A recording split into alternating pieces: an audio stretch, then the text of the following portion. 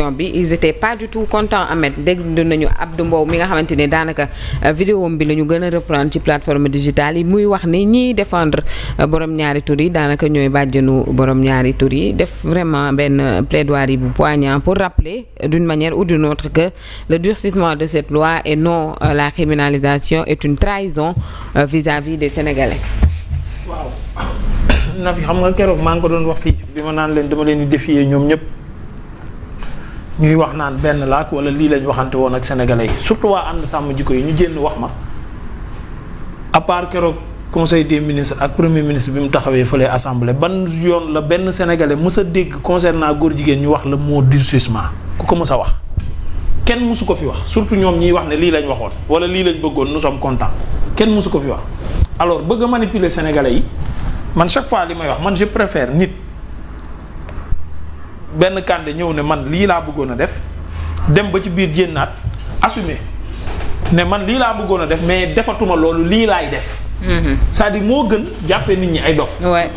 parce que ñaari mbir la ñaari mbir yu bokkul sax nu ñu leen di tuddee ñu bëgg ñoo gëmloo ne benn la. lii tudd durcissement lii tudd criminalisation ñu bëgg ñoo wax ne benn la. Ouais. ma ne leen waa comme benn la lu fi indi changé tout. Et puis l'alibi est très léger Ahmed. waaw ab liir la. ndey ji bàyyi. ñu tudd ba pare. ne dara changé wul def nañ test ADN ak lépp ñoom ñoo bokk tur ba pare di changé tur bi. jarul changé tur. Et puis Ahmed alibi bi dafa léger parce qu'on se rappelle premier ministre bi mu demee woon jàkkaarloo ak comment ça s'appelle député yi fële ci assemblée wax na ni buñ ko criminaliser kujje gi ñoo nar a jël message bi jàllale ko ci occidentaux yi ne leen gis ngeen dëkk bee ñu ngi fay nangam ak ñu ngi fay sàngam on ne voit vraiment pas le lien avec la criminalisation de l'homosexualité kon donte kon sax dañ koy durcir te tagal ñu ay alibi yoo xamante ne nii jar naa dóor doom ñu ne ok mais jusque là les gens ne gisaguñu lu dal seen xel par rapport à ça. mooy li ma la dañuy foye quoi comme ñun ay xale yu ndaw lañ quoi toog di ñuy wax genre alibi yooyu waa léegi yow yaa waxoon ne faale woo tubaab yi yow yaa waxoon lijjanti woo tubaab yi yaa waxoon boo ñëwee fii da ngeen di def égal à égal ci lépp waaye yow sa loi booy def sa réew yow lu soyoon buñ la ca boole lu soyoon beneen bi mooy soit parce que moom moo tàmmoon 1 2 3 fii mu ne yonent bi lay roy ci politique ak nangam ñeneen gaay mi jënne ku sell ki waa léegi roy yonent bi lu soyoon ci tubaab bu lay merek bu la kontaan ak bu ay financement ñëwul ak buñ la koñee feneen boo gëmee yàlla da nga koy gëm ba jeex tàkk am ak ñàkk ngay boole te deseeg yàlla. waaye gëm naa yàlla ba pare damay neexal saytaane loolu fu mu am. waaw ñun dëkku gëm lañ dañuy dem ci góor jigéen xeex ko ba mu sës rëkk luñ ci góobee gar ko te deseeg yàlla. waaye bëgg am yàlla bëgg am saytaane bëgg am xéewalu sunu borom ak ay tiyaabam bëgg am alalu saytaane loolu mënta nekk te loolu nag dafa mel ni loi bii nii loolu lañ ci jublu it mooy durcissement bi mooy bëgg nañ neexal waa Sénégal te bëgguñu occidentaux yi mer. léegi ñu ne bu ñu demee ci criminalisation waa Sénégal dinañ am lu ñu bëgg waaye tubaab yi mën nañoo mer. te bu ñu defee durcissement yor nañ ñu seen làmmiñ ñi rëy ñu mën a layal lu ne. dinañ ko layal sénégalais yi waxtaan ak ñoom nax leen comme d'habitude manipuler leen ba affaire bi jàll bu ko defee ñu wax ne ñun parce que temps yi boo seetloo élément de langage bi ñu jénn xam nga ban la kànde ban la jénn kenn mosu cee mbirum góor jigéen kenn mosu cee def lu toll nii ñi fi jógee lan lañ fi defoon ci mbaalum góor jigéen kenn mosu fee def lu toll nii ma ne leen yéen ab loi ngeen fi fekk ba ne durcissement mooy dafa tar ngeen ne nañ ko gën a taral kon nañ ko gën a taral dafa am lu fi nekkoon tar ba pare kon kañ am na ñu ci mës a def dara waaye même élément de langage yu ñuy naxee askan wi sax di manipuler dañ koy créer uniquement pour nax leen et c'est vraiment dommage pour le peuple. Ouais, c'est très très dommage en attendant que le président peut-être revoie la loi il faut dire que député moom ca pencum ndaw réew ma ñoom yëf yi jàll na fa ci ancienne loi bi. lan lañ ci dindi mooy attentat à la pudeur. attentat à la pudeur mooy li ma doon wax fii keroog noonu. dañ ko ils ont enlevé l'attentat à la pudeur. même l'acte impudique man may góor ma fekk beneen góor toog man un acte impudique quoi. waa nga koy raay wala nga koy piis ak a kottante yooyu yaa zaar yoonu. kon xale jigéen yeeg yu góor yi ñoom it mën nañu def lu neex ci mbedd yi.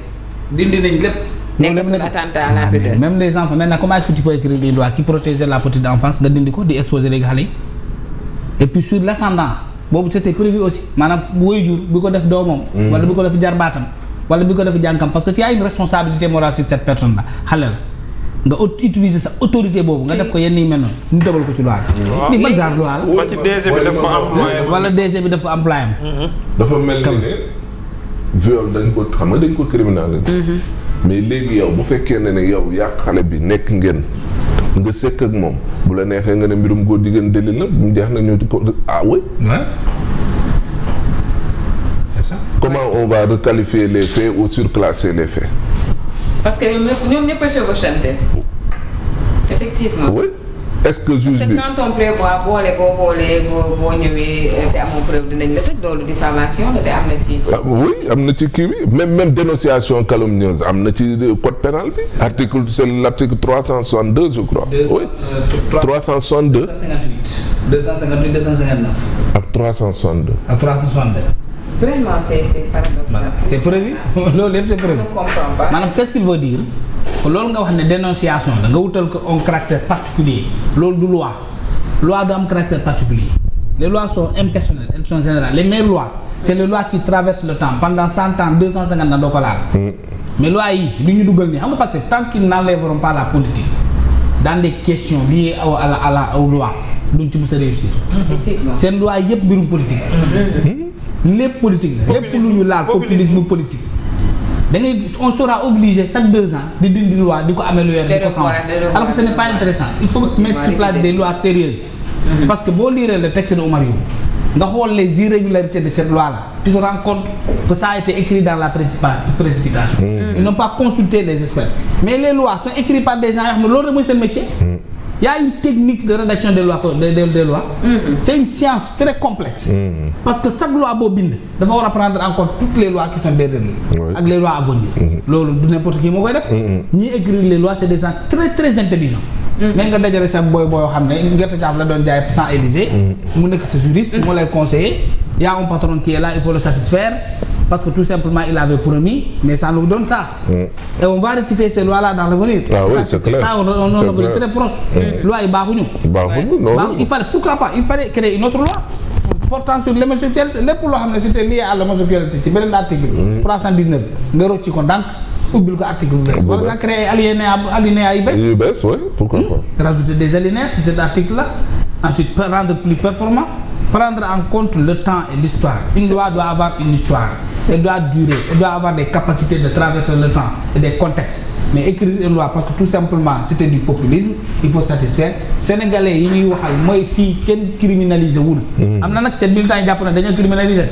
ah bon loolu la ñuy communiquer bien sûr. non sañ nañ fi taxaw ne loolu criminalisation. am na ay sëriñ yoo xam ne demoon na ci marché ba pour ñoom dañoo criminalisé.